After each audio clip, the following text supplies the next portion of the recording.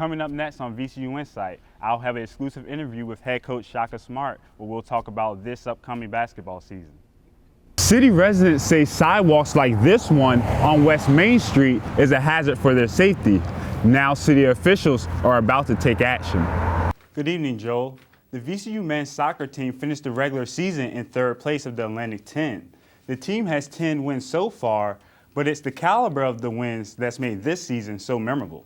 VCU men's soccer continued to raise their national profile with a 6-game unbeaten streak and wins over St. Louis and the defending national champion, Indiana Hoosiers. On November 14th through the 17th, the Rams are competing in the A10 Conference Tournament in Dayton, Ohio. The winner will receive an automatic bid to the NCAA tournament.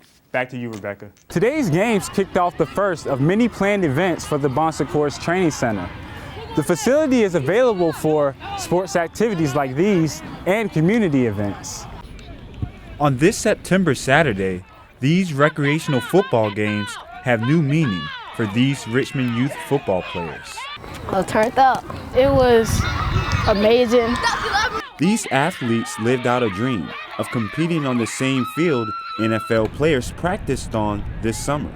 I plan on RG3 field, Redskins field, and I get to be like Santana Moss because I'm wide receiver.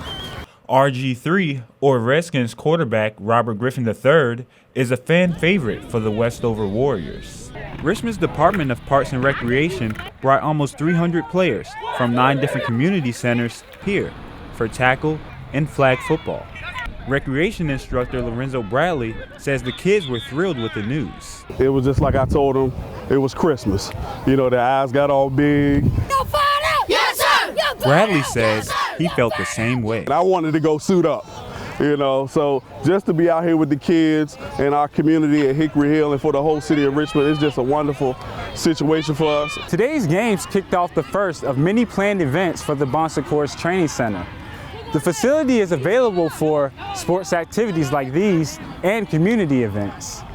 Shonda Harris Muhammad is an advisory board member for the Department of Parks and Rec.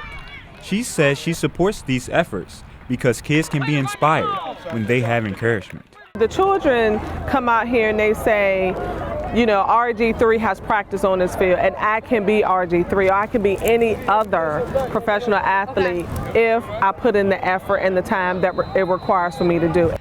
For one young athlete, this entire experience was a dream come true. It was great. For VCU Insight, I'm Vernon Freeman. A boxer just outside the Cary Street Gym, a panda just off West Cary Street, and Faces overlooking the Siegel Center on North Harrison Street are just some of 20 new additions to Richmond streets. 12 artists from all around the globe completed these murals in late July. The Richmond Mural Project was organized by Shane Pomahambo, the executive director of the Art Window Gallery in Maryland. Pomahambo has no connection to Richmond, but he handpicked the city after visiting and touring Broad Street. 2 of the murals greet customers to the 821 Cafe on West Cary Street. Owner Andrew Clark says the murals have been great for small businesses like his. We had people come by snapping photos, like, you know, I think just getting people into areas where they wouldn't normally visit and just pay attention a little more. While local business owners are very happy with the project, Richmond muralist Ed Trask has mixed feelings about it. He says he loves the Richmond Mural Project, but he doesn't want to see Richmond lose its identity. A kid from Vienna who comes from Austria coming to Richmond, he doesn't care that much about the city. He's going to try to get up wherever he can, and then he's gone. He's never going to come back to this city. So what does it really mean to us? Despite this fear, Trask has enjoyed the project and admires some of the work. This particular mural of a woman in a jar on West Gray Street really caught his attention. Think of how many painters are going back and forth, looking at that going, oh my God, I can do that. I know I can do that. That's inspiring. Inspiration that Trask says will lead to Richmond becoming a worldwide destination for art. For VCU Insight, I'm Vernon Freeman.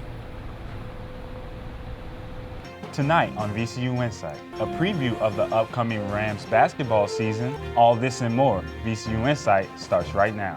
2 plans are on the table to make Richmond more bicycle friendly. The first plan is to establish a 2-mile stretch on Floyd Avenue as a bicycle boulevard. The second is to create a cycle track beginning on Main Street that would connect VCU's Monroe Park campus to Capitol Square. The City of Richmond will officially submit their plans to the Metropolitan Planning Organization and VDOT on November 1st. You may have noticed Richmond's Downtown Arts District has gotten a makeover. Venture Richmond has partnered with the City of Richmond for the RVA Arts District Beautification Plan. In a 2-day installation, over 200 Capital One employees volunteered to plant 1,200 plants. This includes flowers, shrubs, and trees to enhance the area. This project covers 13 blocks, including the Broad Street downtown corridor and the 400 block of East Gray Street. The makeover is projected to be worth over $100,000. Adding more stress for some people is not being able to afford that perfect present. Insight's Rebecca Hayslip reports. The group is not only asking for toys, but also for things that parents could use in a Home Again program as well. You can also find us on Twitter, Instagram, and Facebook under VCU Insight. Thanks for tuning in. I'm Vernon Freeman. And I'm Nana Bonsu. We'll see you next time. All right, Coach. Thanks for joining us on VCU Insight. Thanks for having me, Vernon. So, the season's been great so far. What are your expectations for the season? Well, I'd love to win every game, but you know, you want to play the best you can each time out. You want to get better. We've got a lot of young guys. We have 9 players on our team that had never played a game at VCU prior to November 8th. So, just getting those guys more and more comfortable with what we do and how we do it and who we are. Now, you mentioned a lot of the young players. Because of that, how big a role do you think their development will play in the team's success this season? A huge role, yeah. We're going to need those guys, and we only have 6 guys that played for us last year. So for the guys that are new to our program and new to college basketball, you know, typically they struggle early in the year, but we have some young guys that are playing pretty well right now and doing some things to help our team. They just got to keep getting better and understand the intricacies of what we do. As far as the players, do you think their mindset is any different now that they're no longer underdogs, but they're actually favored to win almost every game they play? We still find a way to be underdogs, Vernon. That's just who we are. You know, at VCU, we have that mentality that we have a chip on our shoulder and we still have something to prove. Now, this season, the NCAA adopted a new rule which prohibits defenders from hand checking. And we've kind of seen the impact of that in some of the games this season. Do you think this rule is going to affect or hurt the Havoc style of play at all? No. But if they keep calling fouls at a high rate, Vernon, we're going to pull you out of the stands and put you on the court. Guys foul out. But hey, anytime. You know, I think it's actually something that can help us. In a recent game against Winthrop, we shot 48 free throws.